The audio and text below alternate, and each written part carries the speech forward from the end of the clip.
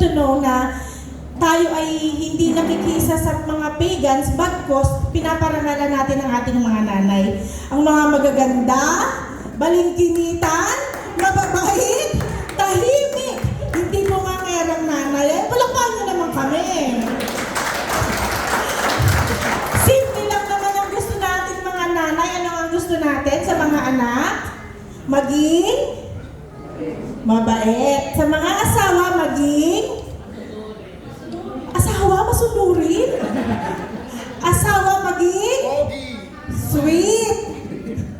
Total katabi mo naman, ibulong mo na lang. Yan sana yung gusto ko. So, today po is May 10 and we are welcome po sa Bride of Christ and welcome po sa ating mga naka-live. Kung meron po naman nagla-live, you are here for a reason and I am asking you to continue and let the Lord speak to you and to each and every one of us. Amen? Amen. So, mulit-muli, bawal humikap, bawal antukin. Bawal lang 50% yung mata, ha? Yung nakaganyan lang. Marami mong ganyan, 50%. So, ang ating pong pag-uusapan ngayon ay napakaganda. Gusto ko pong i-share sa inyo na nung ibinigay sa akin ito ng Panginoon, galing po ako sa umaga na po yun pagkakatulog. So, papunta po ako, pabangon na po ako, gigisingin ko yung mga bata. Tapos, biglang inilagay ni Lord sa aking bibig yung mensahe na ito. Wala naman ako iniisip kasi ang iisipin ko lang po, gigisingin ko yung mga bata. But the Lord gave me this message and may pasasabihin ko sa inyo kung ano yung inilagay niya sa aking mga labi ng mga oras na yon. So, ngayon po, sa darating po na May 14, ang bansang Israel po, drum please. Ang bansang Israel po ay magdiriwang ng ika-78th birthday. Po, tandaan natin, di ba? Ang lagi lang naman pong kwento ng Panginoon, Hudyo at mga Hentil. Sila ang mga Hudyo at tayo ang mga akala ko Hudyo din eh. Tayo ang mga Hentil. Ano po, ang bansang Israel po after ng Holocaust ay nawala po sila at na-restore po sila noong 1948. Once again, this is a prophecy of the Lord. Noon po sa Isaiah 66:8 kung saan ang sinabi niya, shall a nation be born at once. So, noong 1948, ang prophecy po ni Isaiah ay natupad at nagkaroon ng katuparan. Pero si Moses rin po, ay meron din pong paalala sa bansang Israel na po. Ang sabi po ni Moses sa Psalm 90:10, the days of our lives are 70 years and if by reason of strength, they are 80 years. So, ito po ang timeline na binigay ng Panginoon sa kanyang hilirang.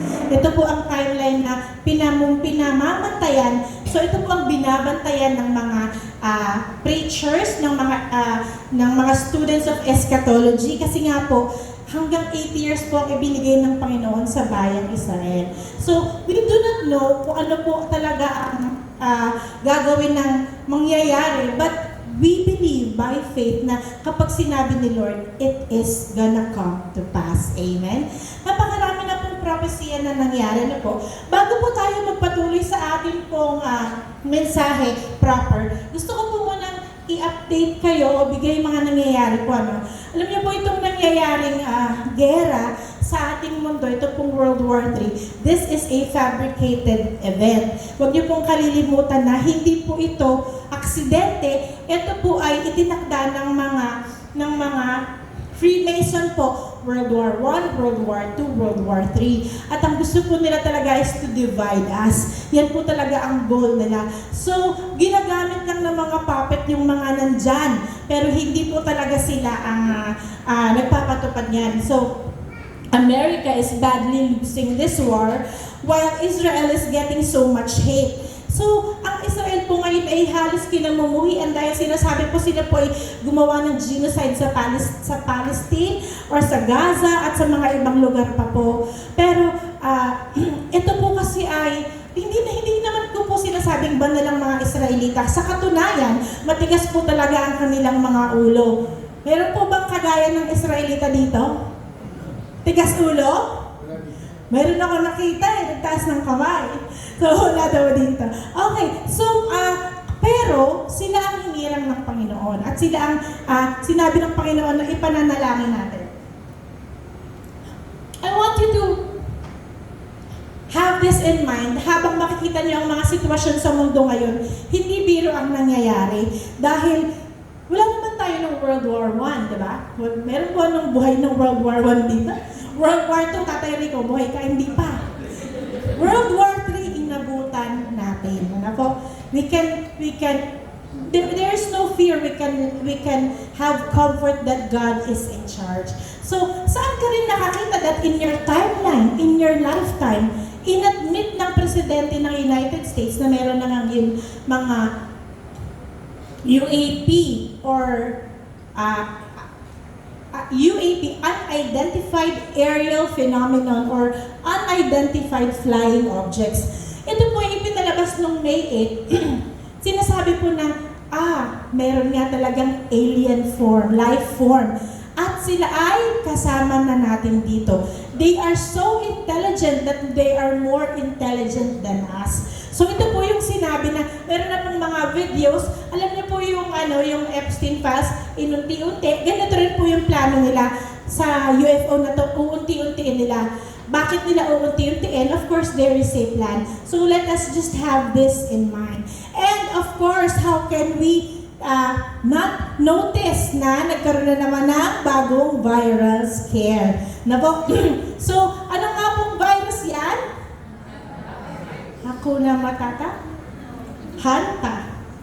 Hantavirus. Hantavirus, ano po? Alam niyo po, hindi ko po dina-downplay ang mga sitwasyon na ito kasi maaaring totoo, maaaring hindi. Ang punto lamang po, hindi tayo kailangang matakot. At hindi po tayo kailangang tumakbo sa tao kung hindi bagkus sa Panginoon. Ang World War, ang virus, ang aliens, iisa lamang po ang origin, ang nagpaplano niyan. Kaya do not be misled na ang lahat po ng ito ay ginawa to confuse us, to scare us, hanggang sa hindi na natin alam kung ano ang ating paniniwalaan. It is the great deception indeed. Naramdaman niyo na po ba na kayo ay naloko sa inyong buhay? Naramdaman na natin yan, di po ba? Ngayon po, ang deception po na ito is none like this before.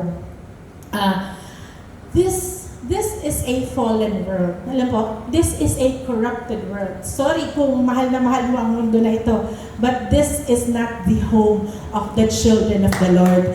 Amen? So, hindi po ito ang tahanan. Kaya po, pwede mong sabihin na, fallen world talaga to. This is corrupted from its core, from its leaders, sa lahat ng mga pati pagkain mo, kinukurap, pati hangin mo, pati tubig mo, pati karne, pati gulay, kinukurap. Lalo na po ang isip ng tao, kinukurap. We are in such a time where God said, just liken it to the days of Lot and Noah. Ang ating pong pag-uusapan ngayon ay pinamagatang propitiation. Pakisabi niya po, propitiation. Anong meaning? Propitiation. Diba? So, ito po yung salita sa Biblia na halos walang katumbas sa Tagalog. Wala po siyang katumbas sa Tagalog. Ngayon po, ito po yung sinabi ng Panginoon sa akin, inilagay niya sa aking mga bibig, na ako mismo hindi ko po naintindihan. Tapos ang ginawa ko lang, sinulat ko agad para hindi ko makalimutan. Ang sabi po niya, binigkas ko, narinig ko sa bibig ko, sinabi ko, ang sabi ng Panginoon, my wrath and the love of Jesus Christ at the cross. So, hindi ko po siya talaga naintindihan. Mga 2 linggo, 3 linggo na po ang nakaraan yung binigay niya sa akin ng mensahe na to. And unti-unti, nire-reveal po ni Lord kung ano ang gusto niyang mangyari. So, ang pag-uusapan natin ngayon ay propitiation, where love and wrath meet.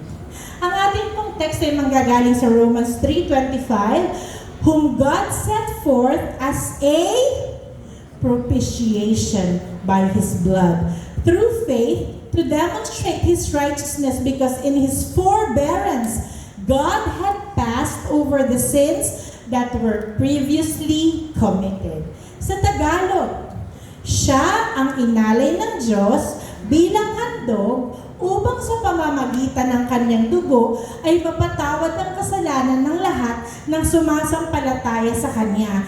Ginawa ito ng Diyos upang patunayang siya'y matuwid, sapagkat noong unang panahon ay nagtimpi lamang siya at pinagtiisan ang mga kasalanang nagawa ng tao. Tayo po'y manalangin. Ama, nagpapasalamat po kami, Lord God, sa umaga na ito, sa mensahe mo, sa mga anak mong idinako dito.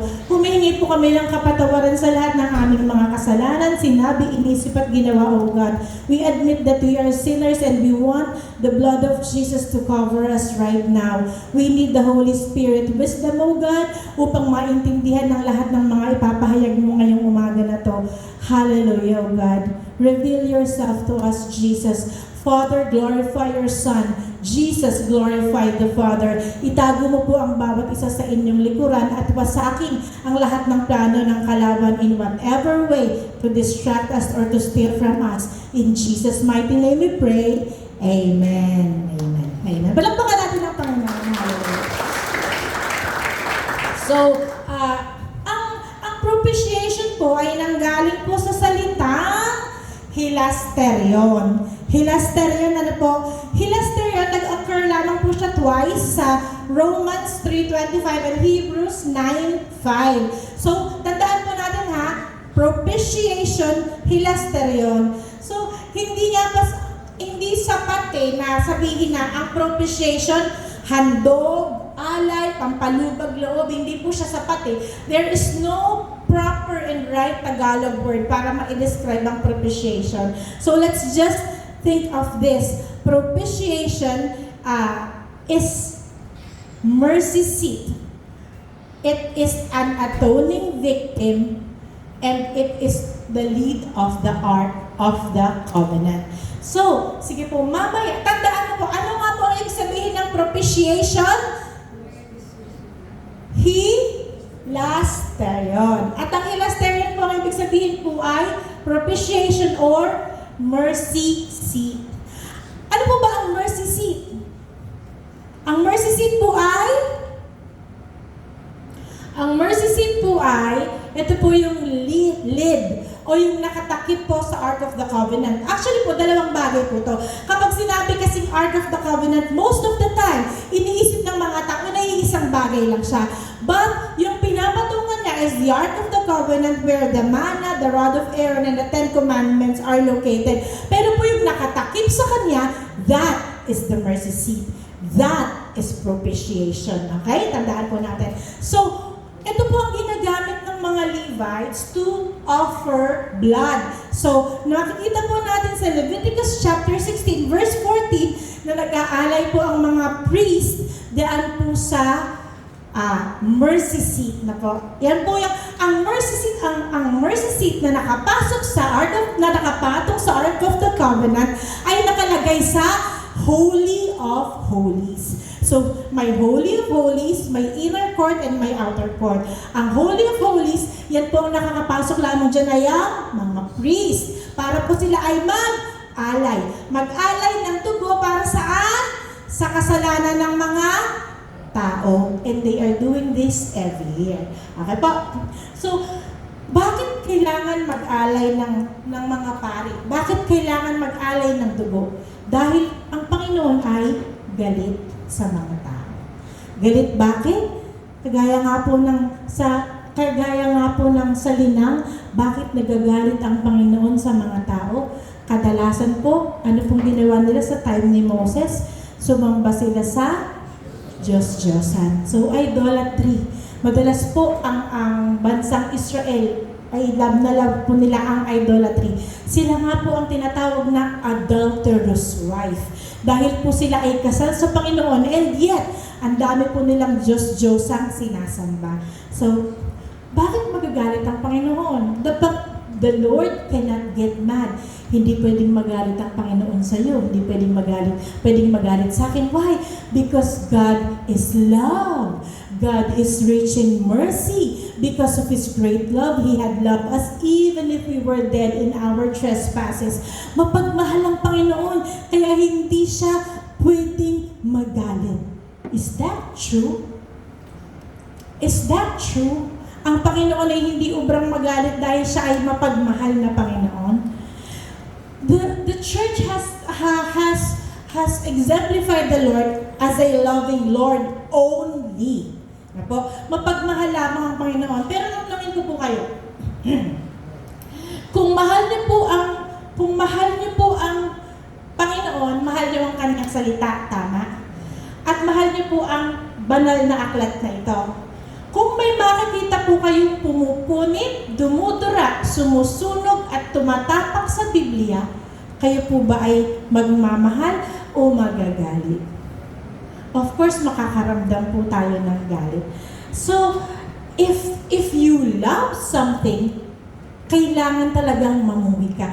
Kasi kung mahal mo ang katotohanan at mahal mo ang katarungan, mamumuhi ka sa kasalanan at sa krimen. Tama? Sino po ba ang nagmamahal sa mga bata? And yet, kapag nakitang inabuso ang mga bata, walang nararamdamang galit. Diba?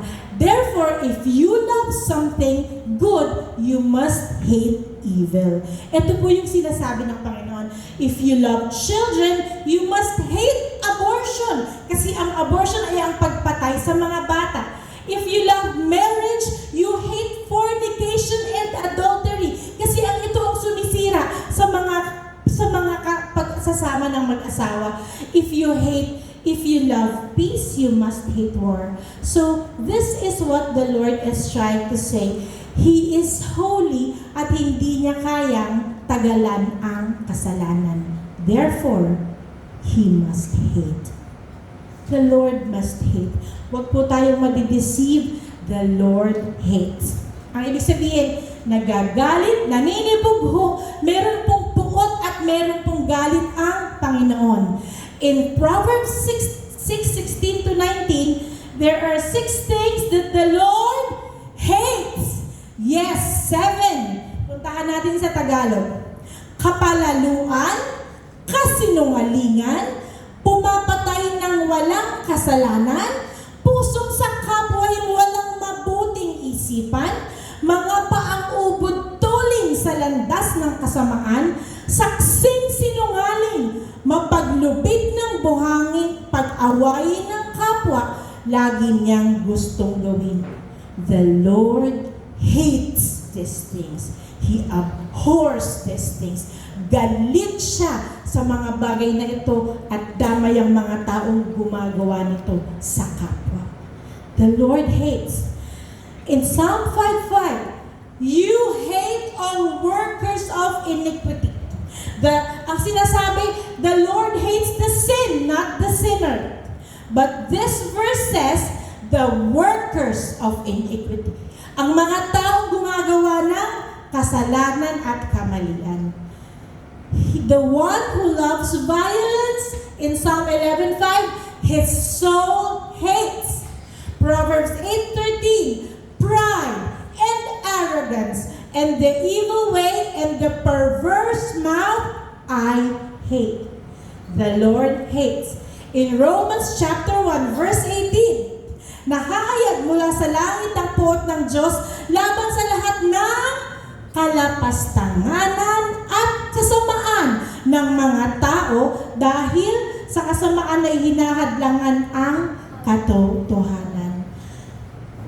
Marami pong churches na mapupuntahan and you will feel good and you will feel blessed. Mararamdaman mo na mahal ka ng Panginoon, blessed ka ng Panginoon, at ginawa ng Panginoon ang lahat just to save you. Pero bilang lamang po ang church na magpapaintindi na ang bawat tao man sa church ay involved sa kasalanan na kinamumuhian ng Panginoon. Ang church po ay hindi ginawa to babysit the Christians para po hilehin sila sa pagtulog. Kung hindi, gisingin ang bawat Kristiyano sa mga kamali ang ginagawa upang itama at maitama ang ginagawa bago dumating ang judgment ng Panginoon. It is upon the heart of the people kung magpapatama ka o hindi, kung masasaktan ka o hindi. But this is for your own good. I I assure you, because this is the word of the Lord.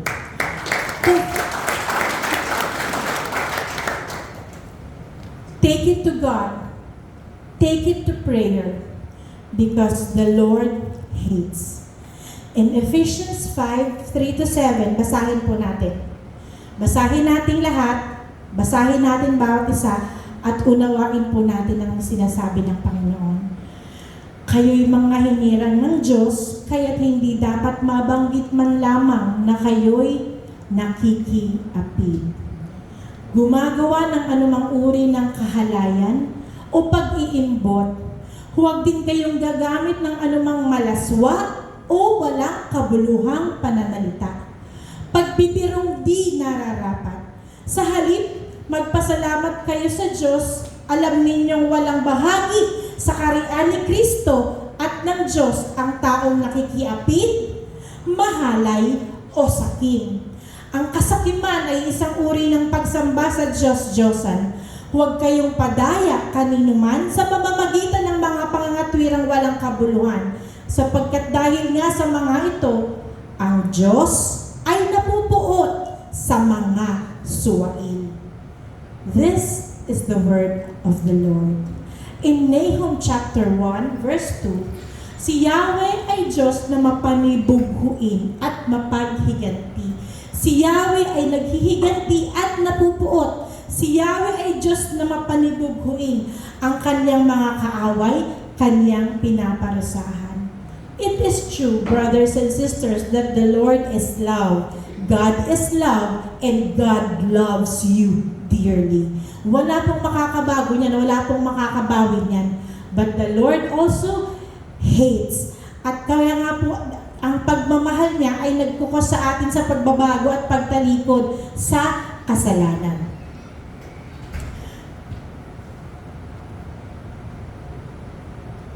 Minsan, magiging comfortable ka na, okay lang naman kasi nagsisimba naman ako, okay lang naman kasi nagbibigay naman ako, okay lang naman kasi nagpe-pray naman ako, okay lang naman kasi nagbabasa naman ako ng Biblia. Sometimes, we find comfort sa mga bagay na hanggat ayaw natin tanggalin ng mga bagay na kinamumuhian ng Panginoon, sinusubukan natin i-compensate sa mga bagay na gusto ng Panginoon. Alam ko po yan dahil ganyan din po ako. Hindi muna ako maglilingkod kasi bibigay naman ako.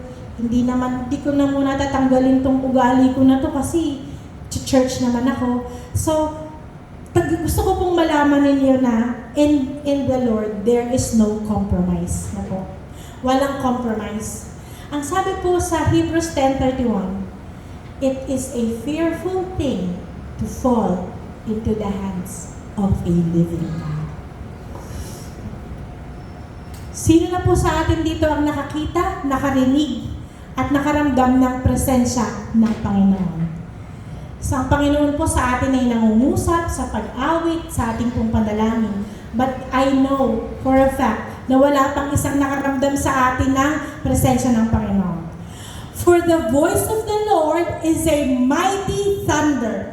Alam niyo po yung kidlat? Alam niyo po yung kumidlat ng feeling mo ang baba? Di po ba nakakatakot? Dumudugudong yung iyong kalangitan, ramdam mo parang nasa tuktok lang ang bahay mo, natatakot ka. That is like the Lord's voice. Thunder, lightning, ocean, mighty power, rushing wind, yan ang mga description na po. And in Hebrews 12:28-29, God is a consuming fire. Ang Diyos po ay isang apoy na tumutupok. Tumutupok po siya. But listen, brothers and sisters, God is a consuming fire. Tumutupok siya. If you are obedient and you are accepting the blood of Jesus in your life, kapag dumaan ka sa consuming fire na ito, it will refine you and it will purify you. Pero kung ikaw ay matigas ang ulo and you reject the will of the Lord, pag dinaanan ka ng consuming fire na ito, it will destroy you. Two ways. God is a consuming fire. Kapag tumaan ka sa apoy, what will happen to you? It depends. It depends upon your stance. Kung gaano po ba tayo namumuhay ayon sa kalooban ng Panginoon. Sabihin natin na hindi naman obrang maging banal kasi wala namang banal kung hindi ang Panginoon lang. Holiness, the Lord said, be holy because I am holy. Holiness is possible by the power of the Lord. Nandito po tayo ngayong umaga and hearing this message because the Lord wanted to give you this message. Ano po? Hindi po accident na nakapasyal ka, nakarating ka, pinabalik ka. The Lord is speaking to us right now. For we are in the end of days. We have to think of our lives dahil hindi po natin alam kung kailan po mangyayari ang plano ng Panginoon. So, God is a consuming fire. And because of that, hindi masasatisfy ang kanyang apoy, ang kanyang galit, hanggat hindi na ipapataw ang judgment na nararamdaman niya laban sa kasalanan. Kapag sinabi mo pong wrath, ito po yung matinding galit. Di ba? Sa mga Kristiyano may chastisement na tinatawag. Ito po yung pagdidisiplina ng Panginoon sa bawat isa. Yung pinalo ka, tinapik ka, nagkaroon ka ng ganito, nagkaroon ka ng ganyan, pinayagan ng Panginoon na magkaroon ng problem kasi dahil pinapalo ka. Didisiplina ka ng isang tatay na mapagmahal. Tribulation is different from chastisement. Ito naman yung paghihirap, especially in this world you will have tribulation. Pero we also have the great tribulation na tinutukoy ng Biblia. Ito po yung paparating sa mundo wherein God will allow Satan na magwala sa mundo for 7 years para po magkaroon ng mailabas ang wrath ng kalaban. Papayagan ito ng Panginoon. But the wrath of God, ito po yung galit niya sa kasalanan na ipapataw niya pagbabalik po niya. And hell is an expression of the wrath of God. Sino pong naniniwala na may langit? Sino pong naniniwala na may impyerno? So, kailangan natin din i-establish na ang mga pinag-uusapan po natin dito ay totoo.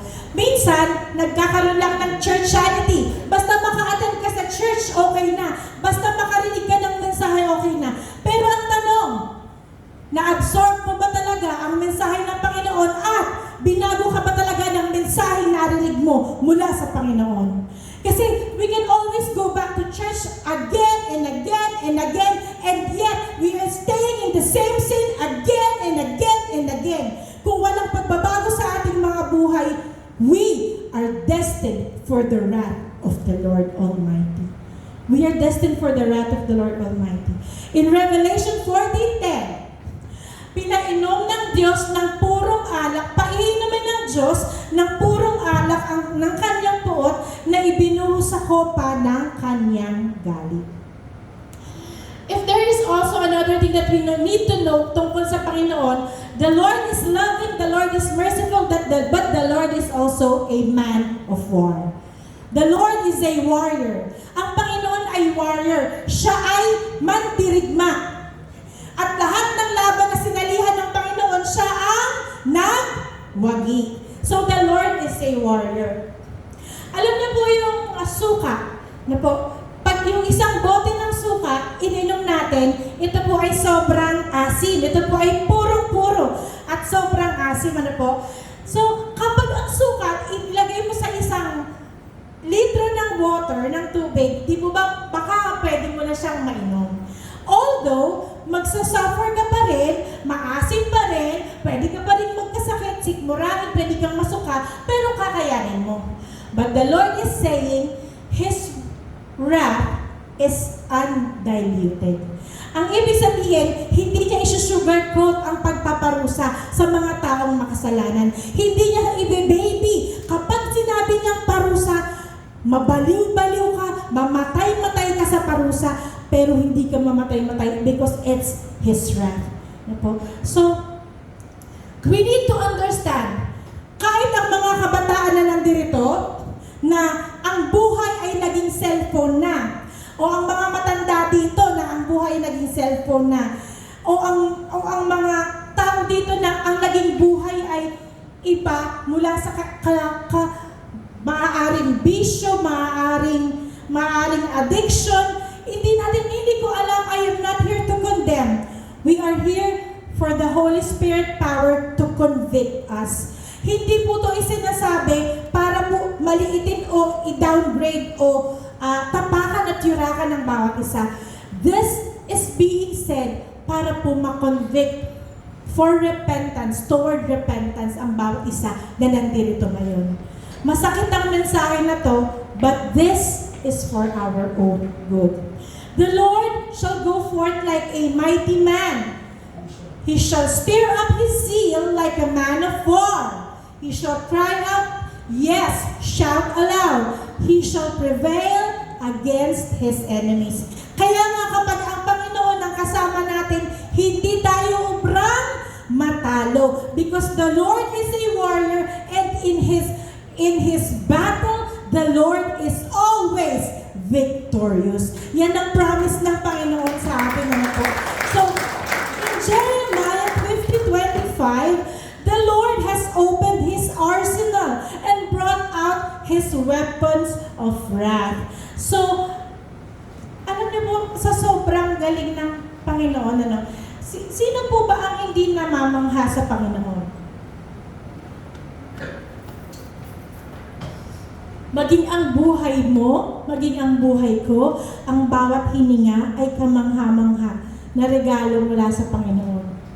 Alam po ba ninyo na sa isang element na matatanggal sa katawan mo, pwede nang huminto ang buhay mo at hindi ka na huminga at hindi natitibok ang puso mo. It is by the grace of the Lord, kaya po ang bawat puso ay tumitibok right now. Kaya po ang bawat tao ay merong hininga right now. Ang lahat po ng ito ay utang natin sa Panginoon.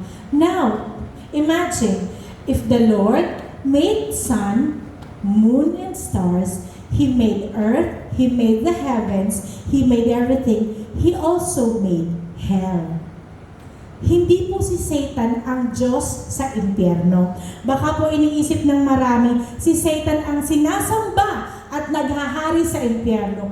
Kapag dating ng impyerno, si Satan po ay kasamang pahihirapan ng mga makasalanan sa impyerno. Hindi po siya ang Diyos doon. Kaya nga po siya ay nagmamadaling makapag-recruit ng mga members papunta sa impyerno. Dahil po gusto niya magkaroon ng kasama sa impyerno. He hates the Lord so much na ang mga tao pinangakuan ng Panginoon ng kaligtasan, kung sila itatalikod sa kasalanan, ay gusto niyang akayin papunta sa impyerno. That's why mga kapatid, do not be deceived. Do not be deceived. Huwag ka tayo magpapalinlang. The Lord is not mocked. Ano po? Ang impyerno po ay ginawa ng Panginoon para sa kaniyang mga kalaban. There are lots of testimonies. Siguro po pwede po ninyong i-search yung mga dreams and visions and testimonies about hell. No po? Para magkaroon tayo ng picture. Kasi masyado na pong hahaba kapag in-explain ko sa inyo. But hell is real. And hell is one sin away. Alam niyo po yun? Sa pagkakamali, maaari tayong mapunta doon. We are eternal beings. Mula na dito sa harapan hanggang nasa likod, we are meant to live for eternity. The question is, kasama na ba ng Ama o nasa impyerno kasama ng demonyo? That is the question. So, great are the works of the Lord. Ano po? Ang sabi ng Panginoon, ano po? Matatalim na tabak na lumalabas sa kanyang bibig. Paagusin mula sa pisaan ng ubas ng alak ang puot ng makapangyarihang Diyos. Alam mo po yung pisaan ng ubas, yun po nga wine press, di ba? Ang Panginoon po is His blood symbolizes the wine. Ano po ba ang ginagamit para sa mga wine, sa mga juice? Ano po? Usually, grapes, di po ba? So, ang grapes po, ilalagay po yan sa wine press, tsaka po siya pipigain. And therefore, the juice will come out. Ganun din po ang nangyari sa Panginoon. Ano po? He was put in a wine press, pinahirapan siya, he was crushed At ang lumabas po ang umagos na juice ay ang kanyang dugo para sa kaligtasan nating lahat. Kung atin pong iisipin, napakasarap ng ating buhay kasi po, hinanda na ng Panginoon lahat para sa atin. But I want your complete attention right now and I want to ask you, what do you think is the situation of the world right now patungkol sa mga kasalanan? Gusto ko pong daanan isa-isa or let's just have an overview kung paano po nino-normalize ng mundo ang kasalanan.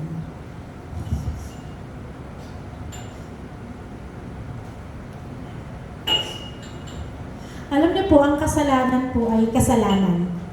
Ano man pong bigkas natin, ano po pong sabi natin, ang kasalanan po ay kasalanan. At ang kasalanan kailanman ay hindi magiging kabutihan. Okay po? Ang problema po sa mundong ito, nino-normalize po ang kasalanan. Kasi, pansinin mo, ang makikita mo sa mga telenovela, Korean novela, sa mga pinapanood, ay na-glorify ang adultery, fornication, unfaithfulness. It's true. Ito ang mga bida, ito ang mga topic, ito ang mga storya, tama? Ng mga pinapanood natin. Meron ba tayong napanood na ang ginawa, parang Good Samaritan ang tema? Wala. Bakit? Ang mga tao is mas attracted sa mga ganitong sitwasyon. Po? The world is normalizing sin. Dati sasabihin ng, okay lang yan, magsama lang muna kayo para at least malaman ninyo kung anong mga problema, ganyan. Pero okay lang kahit hindi muna kayo magpapakasal. Okay lang. Kumbaga, naging light na po ang kasalanan. Dati, alam mo po yung may ginagawa kang kasalanan pero guilty ka, tapos dumaan ng panahon, dahil tanggap na ng karamihan, dati ayaw magsasabi ng mga actors, mga stars na sila ay part ng LGBT. Pero ngayon, they are so proud of being involved sa LGBT, di po ba? So, dino-normalize po ang kasalanan. To explain it, dalawa lamang po talaga ang symbol, di ba? Isang babae, isang lalaki. Pero tingnan niyo po ang symbol ngayon ng mga gender na tinatawag. Sa sobrang dami po, nakakalito na, hindi mo na alam kung anong nangyari, nagkabuhol-buhol, nagkapingkaw-pingkaw na. Pero dalawa lang naman ang sinabi ng Panginoon, di ba? But, the world is telling us that this is normal. This is normal, ano po? Maniniwala po ba tayo? Napakarami na pong nagpapa-gender change ngayon. Nagpapatanggal ng ibinigay ng Panginoon, nagpapalagay ng hindi ibinigay ng Panginoon. If you are the creator of something or you own a masterpiece and somebody tampers it, binago niya, pinalitan niya, ginawa niya ganito kasi pakiramdam ko, itong mas bagay, itong mas maganda.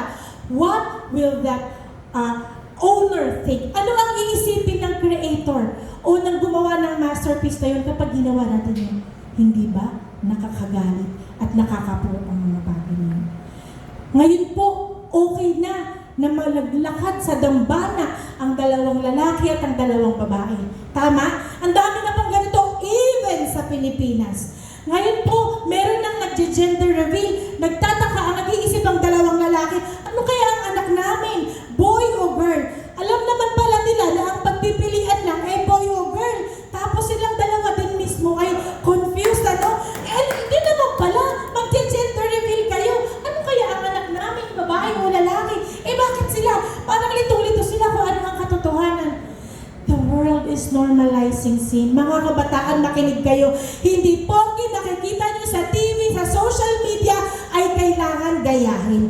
Our pattern is Jesus Christ. Our pattern is the Lord. Huwag na huwag tayong magpapaloko. Ang problema, even the church has been infiltrated. Ngayon, kung pupunta ka sa isang church, meron din po sa Pilipinas yan na accepted po ang LGBT.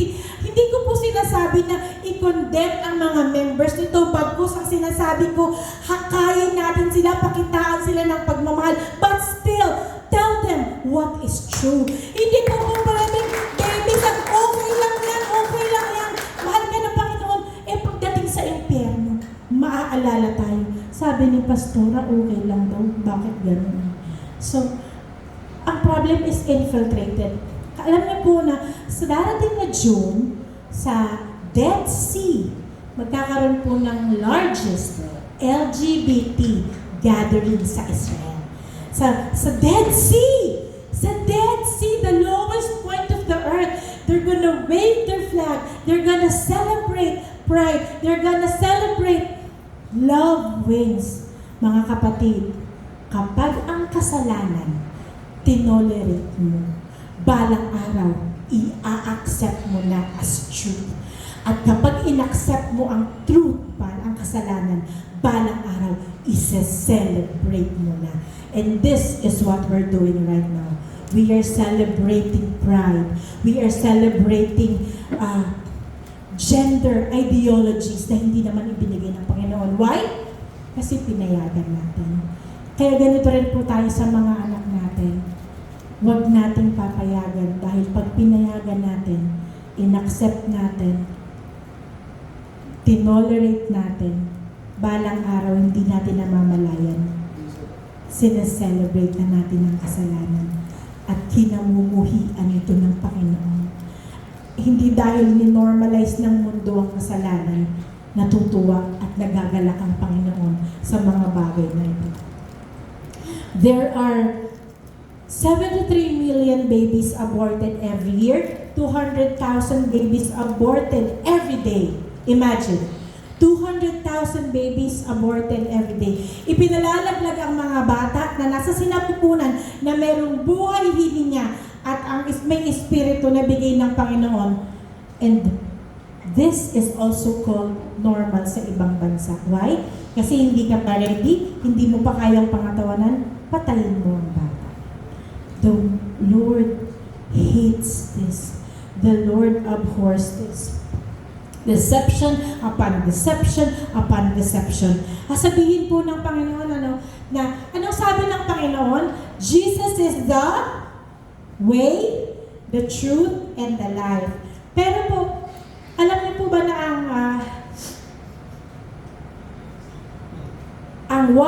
may one world religion na? Sino po nakakalam na may one world religion na? I want to know yung katotohanan. Alam ba ng lahat na may one world religion na? There is a one world religion right now in Abu Dhabi kung saan po meron pong Chrislam na sineselebrate wherein Christians and Muslims can worship together. And the Pope said that we can coexist. Judaism, Christianity, Buddhism, there are several paths to the Lord our God. Kaya po payag po silang mag-worship. So, sa isip mo, anong masama doon? Ang ganda nga, di ba? Kasi peace. Kasi nagkakaisa, nagmamahalan, hindi sila nag-aaway.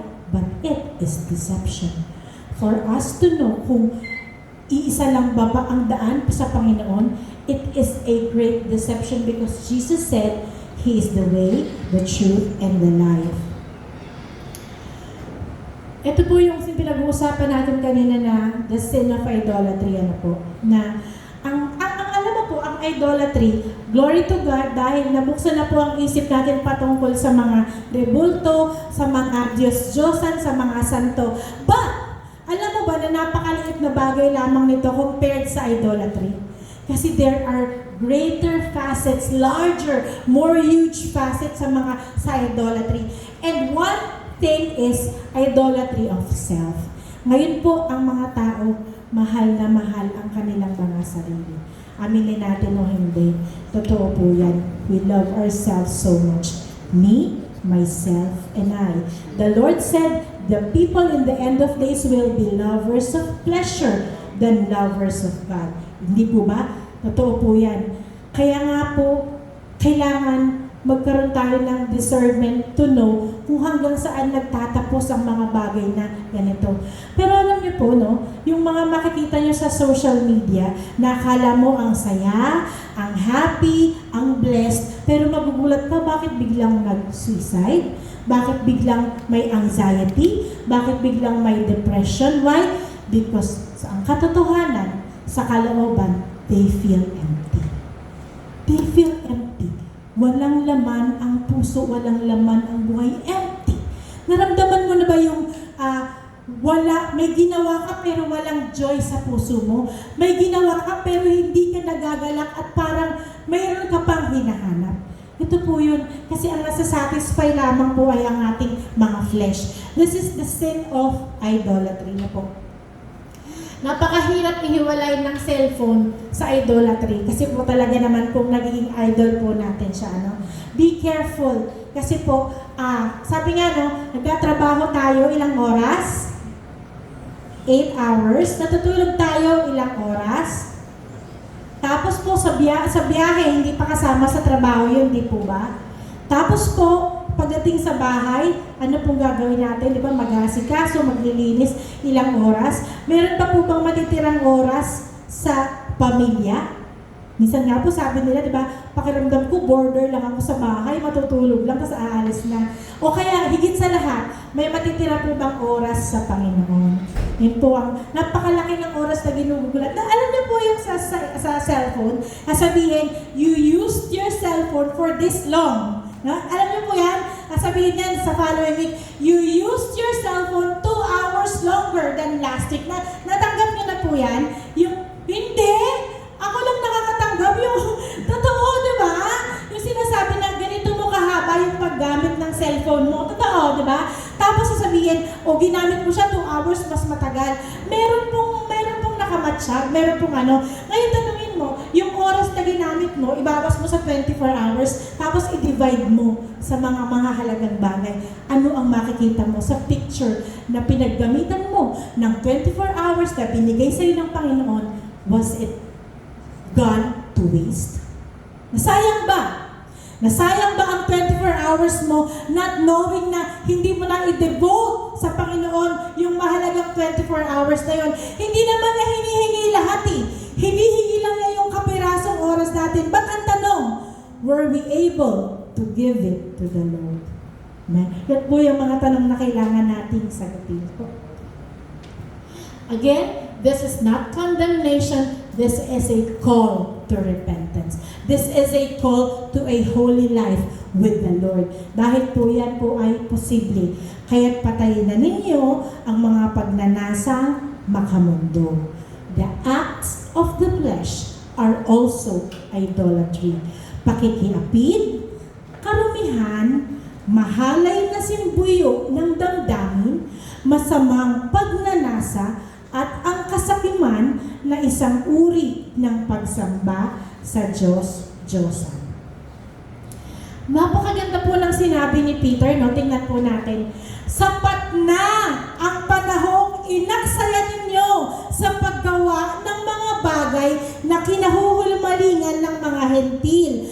Ang pinatutungkulan po dito ay yung mga hentil po na nasa dating buhay, hindi po yung hentil na tumanggap na. So, kapag po yung mga foreigners, mga Gentiles, ang sinasabi po kasi is, ang Gentiles po ay nasa flesh kinahuhumalingan. Sabi ng Panginoon, sapat na, tapos na, tama na, tigilan na ang kahalayan, pagnanasa ng laman, paglalasing, walang habas na pagsasaya, pag-iinuman, at kasuklam-suklam na pagsamba sa mga Diyos-Diyosan. Tama na, sapat na. Ngayon kung hindi makikinig ang bawat tao na nakakarinig nito at binibigyang paalala ng Panginoon, sila ay tatanggap ng parusa mula sa Diyos para sa mga taong ayaw magpasakop sa Kanya. Paano kung nag-church ka? Paano kung nagbibigay ka? Paano kung umaawit ka, tumutugtog ka, nagbibigay ka, naglilingkod ka, pero hindi buo ang pagpapasakop mo? Sayang. Sayang. Kasi hindi buo ang pagpapasakop natin. The Lord hates lukewarm Christianity. The Lord hates lukewarm individuals. For there is no neutrality in the Lord. Hindi siya tumatanggap ng kalahati malamig, kalahati maligam-gam. Hindi siya tumatanggap ng isang Kristiyano, ang kalahati nasa church, ang kalahati nasa world. Hindi siya tumatanggap ng isang Kristiyano, minsan nagpupuri pero minsan nagre-rave naman sa party. Hindi siya tumatanggap ng Kristiyano, may umiinom ng kopa pero minsan shot glass ang tingin niya sa kopa. Hindi siya tumatanggap. Aray, ang daming dubuan. Sorry po. Salita po, sorry po. There is no neutrality in the Lord. Amen. Again, this is a call to repentance, not condemnation, but conviction by the Holy Spirit. Mas maganda po ang pakiramdam na nako-convict ka o gusto mo nang magbago o gusto mo nang tigilan kaysa po yung pakiramdam na okay lang yan kasi alam ko tanggap naman ng Panginoon yan. There is no neutrality, mga kapatid. There is no neutrality in the living God's will, in the living God's plan. The Word of God is perverted right now. Alam niyo po, alam niyo, nakita niyo po ba yung kahapon, pinag-pray po ng mga pastors and evangelicals yung statue ni Donald Trump na golden statue niya. No? Gusto ko lang pong banggitin sa inyo. So, nakakatakot talaga kasi statue, pinagpe-pray na po. Pero narinig mo ba ninyo yung robot na nag-convert sa Buddhism? Itong nakaraang linggo lang. Meron po siyang sariling desisyon na napagtanto niya na Buddhism ang tamang relihiyon. Kaya po siya ngayon po ay Buddhist na yung robot na po. Alam niyo po, kala niyo nagloloko ako po ha, mamaya po hanapin ninyo. Makikilala niyo po kung sino yung robot na yan. At alam niyo po ba din na mayroon na pong AI Jesus, kung saan po pwede kang magsimba at si AI Jesus po yung nagpipreach. Kumbaga, hindi ganito. Pag pupasok ninyo, ito po yung magsasalita, ganyan. AI Jesus po, ano? So, the world has really gone mad, ano po? Ang sabi ng Panginoon, my spirit shall not strive with man forever, for he is indeed flesh. Kasi alam niyo po, nung time ni Noah, grabe ang kasamaan, grabe ang kasalanan. Pero po, tiniis yan ng Panginoon. Nung time ni Lot, grabe din ang kasamaan, grabe din ang kasalanan. Pero tiniis rin po yan ng Panginoon. The Lord has been very patient with us. Sino naman po ang banal at walang kasalanan dito? Wala pong yan sa atin. Lahat po tayo ay makasalanan. But the Lord has given us enough time. Ano po? The Lord has given us enough time. Ang sabi nga po, alam niyo po, mahihiya ang Sodom at Gomorrah sa panahon natin ngayon. Mahihiya sila. Noon po, grabe ang talamak ang kasamaan nila, ang kahalayan nila. Ngayon po, grabe naman ang mga panahon ngayon. Pag nakita nila tayo, mas malupit pa pala, may ilalala pa pala ang mga tao. Mahihiya po sila sa atin. And because of this, God is about to deliver His wrath. Tinanong ko kanina kayo kung ano ba sa palagay niyo, marapat po ba ang wrath at ang parusa ng Panginoon sa makasalanang mundo na ito? Alam niyo po, napakarami ko pa pong hindi nasabi. Ang dami ko pa pong hindi nabanggit. At uulitin ko, you are here for a reason. The online listeners are there for a reason.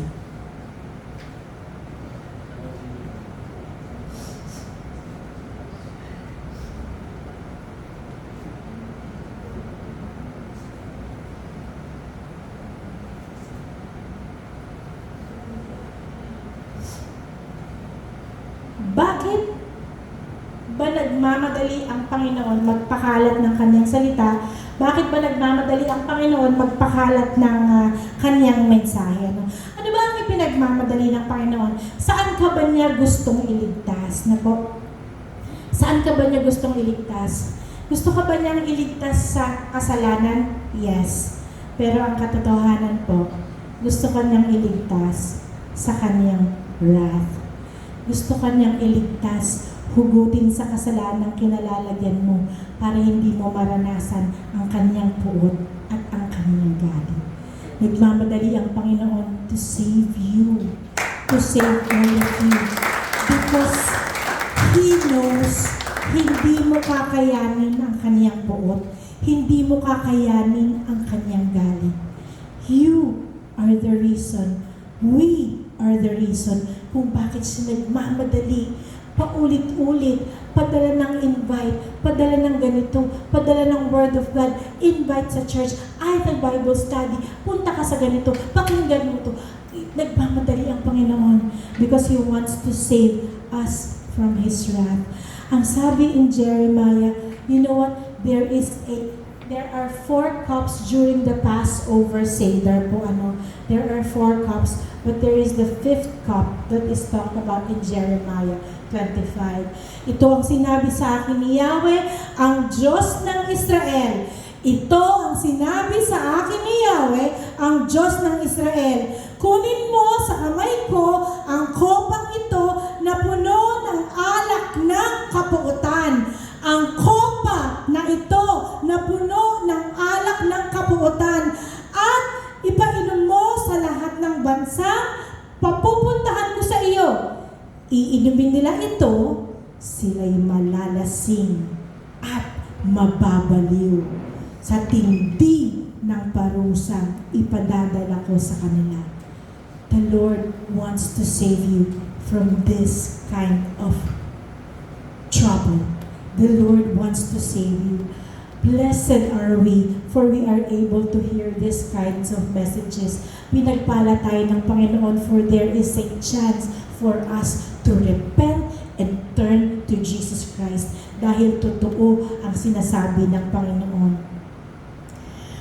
Ang pinakamakapangyarihang Diyos ay namumuhi sa kasalanan.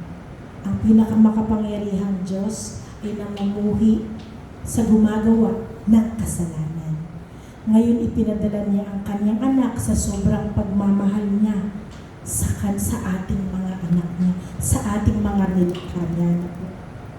Ang sabi ng Panginoon, alam niyo po nung nasundon po siya sa Garden of Gethsemane po, in Matthew 26:39, Ama, kung maaari po, ilayo ninyo sa akin ang kopang ito ng paghihirap. Ngunit hindi po ang kalooban ko, kundi ang kalooban ninyo.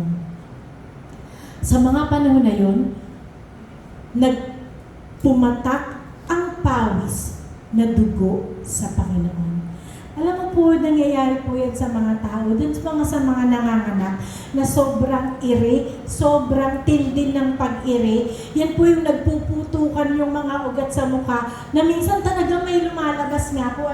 So ito po yung, kasi nga po po yung travail, paghihirap. So naranasan po ng Panginoon na sa Kanya pong pananalangin, sa Kanya pong pagsabi sa Panginoon na, Ama, kung maaari po ilayo ninyo sa akin ang kopang ito ng paghihirap. Lumabas ang dugo na parang pawis, lumabas ang pawis na tila dugo sa sobrang hirap, sa sobrang hinagpis, sa sobrang bighati. Pero hindi natatakot ang Panginoon sa mga hagupit ng Romano. Hindi natatakot ang Panginoon sa pakong itutusok sa kamay niya. Alam niya masakit yon, pero hindi siya natatakot sa dura, sa suntok, sa hampas na tatanggapin niya dahil sa mga kasalanan natin. Nanangis siya at pumatak ang dugo na tila pawis dahil siya ay nangangamba, natatakot at nababahala sa parusak tatanggapin ng tao dahil sa galit ng Panginoon. And is the top of wrath. Alam niya kung gaano kalupit ang wrath ng Panginoon. Hindi po sa pako, hindi sa korona, hindi po sa dura, hindi sa hampas. Sa wrath of God po siya ang wrath po ng Panginoon ang nagpatulo ng pawis na dugo sa Kanya. It is the wrath of God that He wanted to save us from. It is the wrath of God that He wants to save us from. Alam niyo po, nung mga panahon na yon, ang iniisip rin po niya ay kung hindi po niya kukunin ng kopa ng buot ng Panginoon, ikaw at ako ang iinom nito. Kaya nga sa krus ng Kalbaryo, sinabi niya, I thirst. Hinahanap niya ang lahat ng kasalanan sa mundo.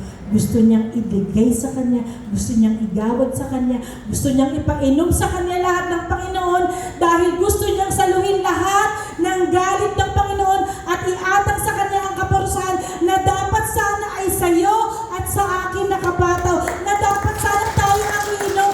Subalit ininom lang niya. He said, Lord, I thirst, Father, I thirst. Kasi ibigay mo lahat ng kasalanan. And when He had drunk the cup of wrath, doon sa krus ng Kalbaryo, doon niya ininom ang cup of wrath na ito. At doon inubos niya ng sagad ang kopa ng galit ng Panginoon. And He said, it is finished. Dahil daw ang kopa ay kanyang ibinalikan, wala nang may isang patak na bumaba sa kopa ng galit ng Panginoon. For the Lord Jesus has taken it all for me and for you. It is finished. Propitiation. It is where the wrath of God and love of God meet at the cross. Kapatid, ganyan ka kahalaga, ganyan ka kaimportante. Huwag mong sayangin, huwag mong babuyin ang buhay na binigyan ng banal na dugo ng Panginoon. Sayang, you are more than what you think you are worth sa harapan ng Panginoon. Don't waste your life, don't waste your time, don't waste your energy. Devote it to the Lord, repent, and call on the name of Jesus to be saved. Huwag tayong magsayang ng panahon. We are living in the end times at hindi natin alam kung ano ang mga susunod na mangyayari sa mundo. But one thing is for sure, if we are walking with Jesus, wala tayong dapat ikatakot, wala tayong dapat ikabahala. Bakit kinailangan ng Panginoon na magpakasakit sa krus ng Kalbaryo? This is my question. Why does the Lord need to be crucified on the cross of Calvary?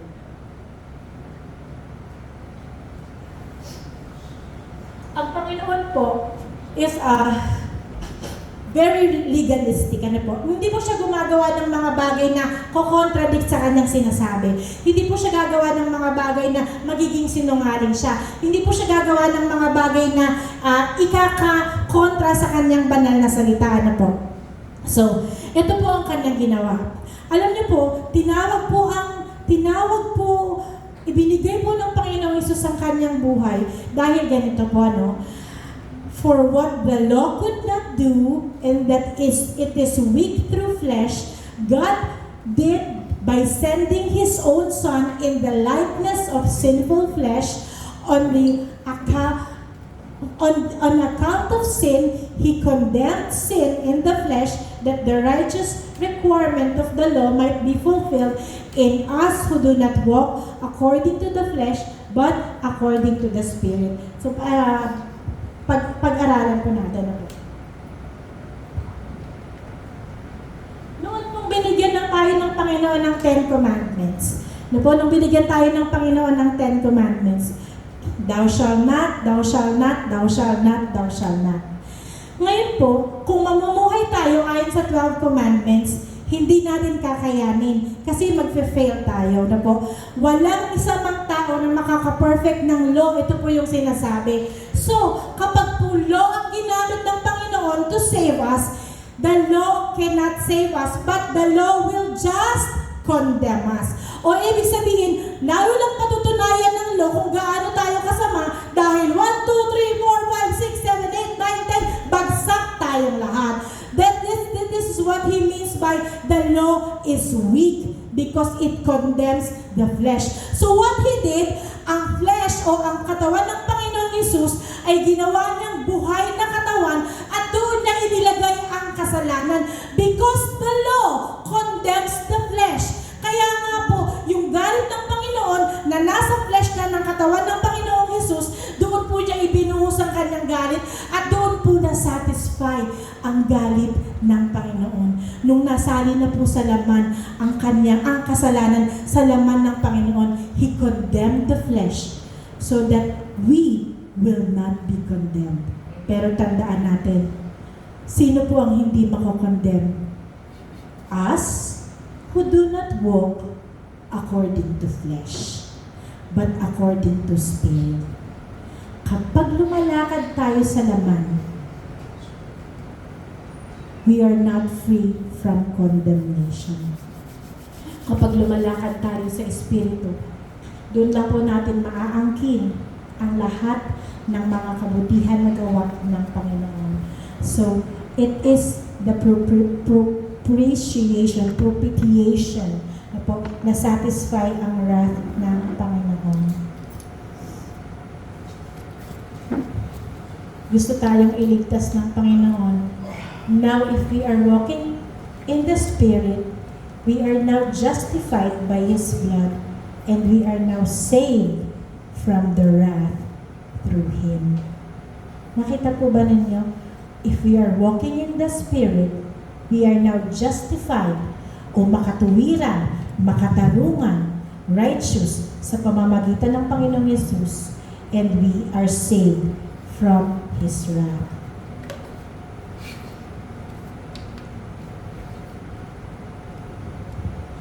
Balikan po natin ang ating mercy seat. Balikan po natin ang ating mercy seat. Alam niyo po ba na ang mercy seat po, di ba? Mercy seat, S-E-A-T, O nga, ulitin natin, propitiation, hilasterion, mercy seat. Ang mga pari po noon ay nagsisprinkle ng blood dito po sa may upuan, dito sa may propitiation na word mismo, at saka po dito sa may lapag. So, kumbaga po, kung ito yung mercy seat, papatakan po ng pari dito, papatakan din po nito. You know what? Mercy seat is the representation of the throne of God, kung saan nauupo ang Panginoon. Because the angels are positioned in a way na ang kabilang wing nila ay sandalo ng Panginoon at ang kanila pong wing dito ay nakababa. So the Lord can sit on the mercy seat. And the mercy seat is the cross of Jesus Christ, because it is where His wrath and His love met. It is in the mercy seat that our sins are forgiven, and it is the propitiation of our sins. Kaya kapatid, napakaganda, napakadakila, napakabanal, napakadalisay ng plano at ginawa ng Panginoon. Huwag nating sayangin. Huwag nating sayangin. Please, brothers and sisters, the wrath of God has been satisfied by the sacrifice of one man. The sacrifice of Jesus. Ang galit na dapat dadapo sa atin sa mundong ito ay hindi natin mararanasan dahil sa propitiation na nangyari sa mercy seat, sa cross ni Jesus Christ, where the blood was shed and forgiveness was given to sinful man. But the question now is, why and how? Pakibalik mo nga, Aljon, please. Sa Colossians chapter 1, verse 1, 15 to 17. Sabi ng mga tao, paano naman ang isang kasalanan, ang kasalanan ng buong mundo, simula noon hanggang ngayon, ay mapapatawad sa pamamagitan ng isang tao? Ang sabi in Colossians chapter 1, verse 15 to 17, He is the image of the invisible God, and the firstborn over all creation. For by Him all things are created, that are in heaven and that are on earth, visible and invisible, whether thrones or dominions or principalities or powers. All things were created through Him and for Him, and He is before all things, and in Him all things consist. Mga kapatid, si Jesus ay sapat ng kabayaran dahil sa Kanyang pagkatao at dahil sa Kanyang pagka-Diyos. Dahil kung lalagyan mo man ng timbangan ang kasalanan ng mundo, ipatang mo lahat ang kasalanan, karumihan, kadumihan, ang kahalayan, ang pagbabastos, ang mga panglalapastangan dito sa kabilang scale na to at ilagay mo ang Panginoong Hesus, kaya niyang linisin ng lahat. Bakit? Dahil ang Panginoong Hesus, i-compare mo man siya sa pinakamahalagang aspeto ng buhay mo, pagsamasamahin mo man ang lahat ng pangarap mo, ang mundo, ang araw, ang bituin, ang lahat ng buhangin, ang lahat ng tubig, ang lahat ng building, ang lahat ng mga bagay, ipunin mo at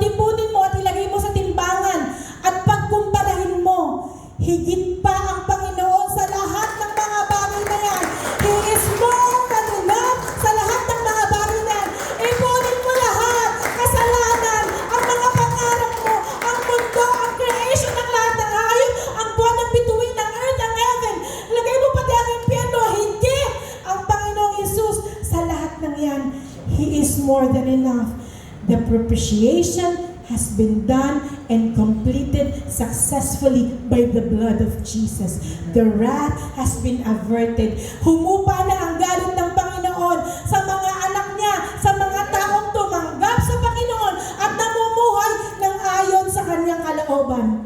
The wrath is about to come for the unregenerate heart. Sa hindi nagpapabago, hindi sumusunod, at patuloy na sumusuway sa kanyang kalooban. Glory to God. Glory for His holiness to His name. Dahil napakaganda, napakadakila ng plano ng Panginoon. One question remains. Are we willing to live a life pleasing and acceptable to Jesus Christ, our Lord and Savior? Kapatid, hindi, uulitin ko, there is no condemnation, but conviction by the Holy Spirit.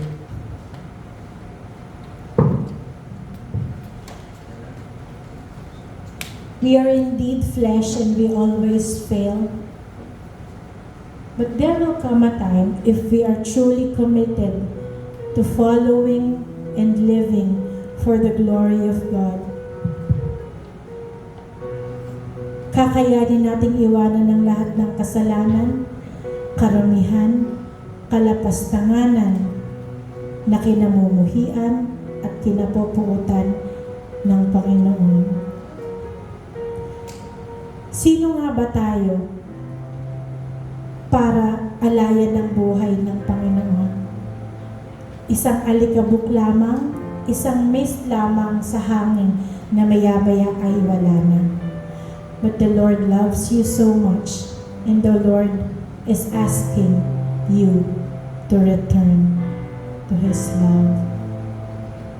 Not compromising, not neutral Christian, not carnal Christian that He hates. He wants a regenerate heart and a heart that is willing to love and follow Him before His wrath is given to this earth. Tayo po lahat ay tumayo at umawa.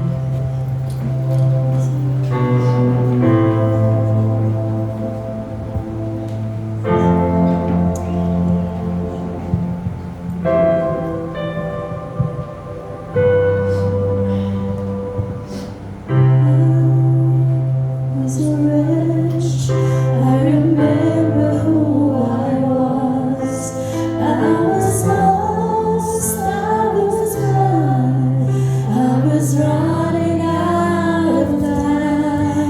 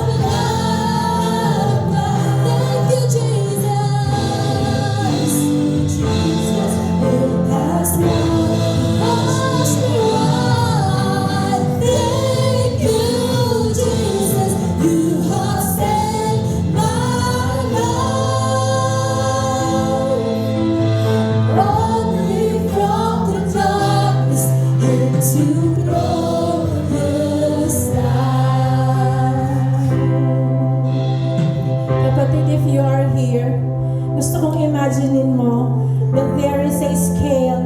There is a scale. Hallelujah.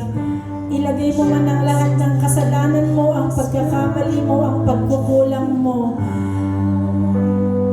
The Lord Jesus is enough to forgive all your sins and all your shortcomings.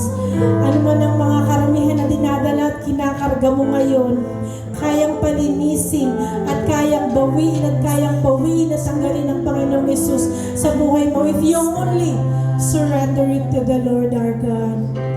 My question is, are you willing to surrender everything to the Lord right now? Ano man ang mga kasalanan na bumabagabag o umaalipin sa buhay mo, maging ano man yan, gaano man karumi, gaano man kaliit, o gaano man kalaki, the Lord can make it as white as snow in His will. If you're willing to surrender your life to Jesus Christ. Tatanungin kita ngayong umaga, are you willing to let go of that sin? Are you willing to commit your life to Jesus Christ? Are you willing to say, titigilan mo na at isusuko mo na ang lahat ng mga kasalanan ito sa paanan ng Panginoong Yesus na nagpakasakit para sa iyo? If you are this son and daughter, hinihiling ko na itaas mo ang iyong kamay so we can pray for you. Sundan mo ang panalangin na ito. Repeat after me.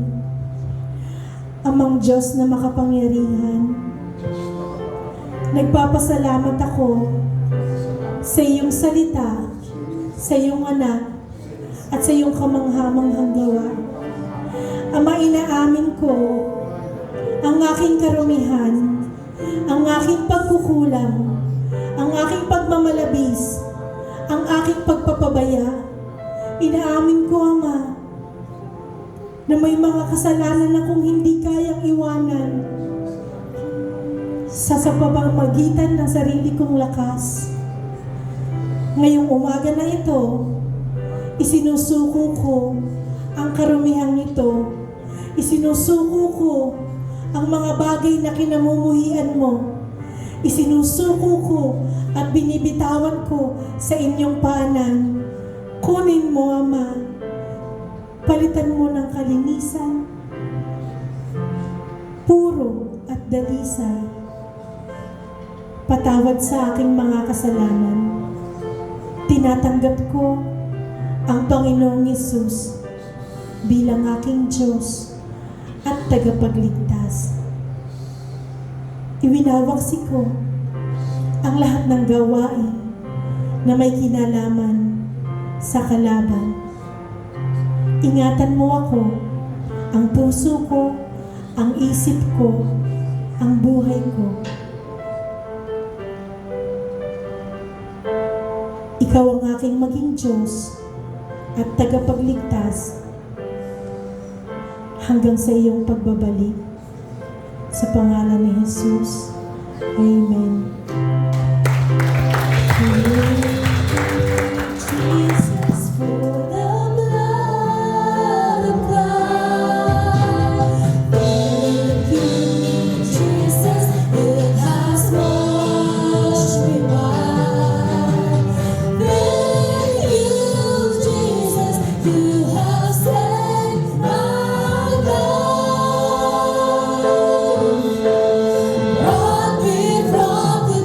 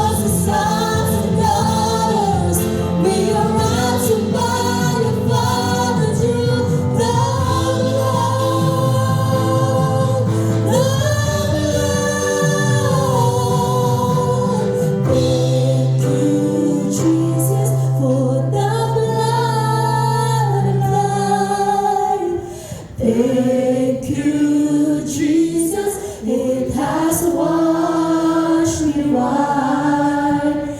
Thank you, Jesus, you have saved my life.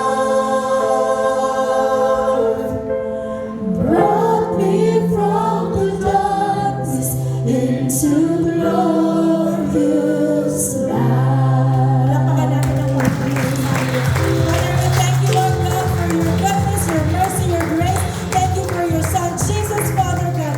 Hallelujah. We worship you. You are holy. You are worthy. You are true, O God. The Holy One of Israel, King of Kings, Lord of Lords, Abba, Yahweh, Elohim, El Shaddai, the one who was, who is, and who is to come. Father God, we are excited for your Son, Jesus. We are ready for his return. Hallelujah! Hallelujah! Hallelujah to the King of Kings and the Lord of Lords. Hallelujah!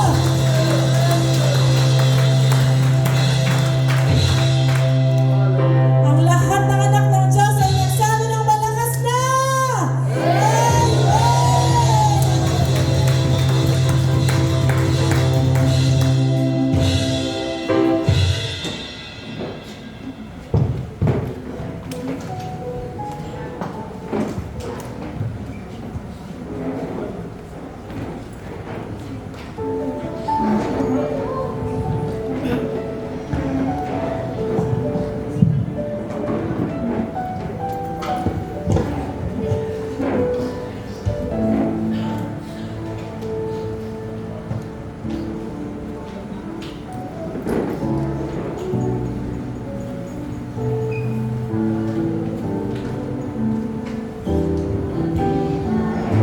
Hallelujah.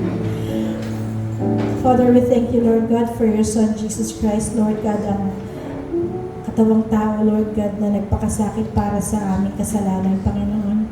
Father, we honor the sacrifice of Jesus that He made on the cross. We commemorate it, we remember it, O God, and we value it so much, Lord God. And we also claim, Lord God, all the blessings, O God, that this sacrifice has for our life. In Jesus' name we pray. Amen.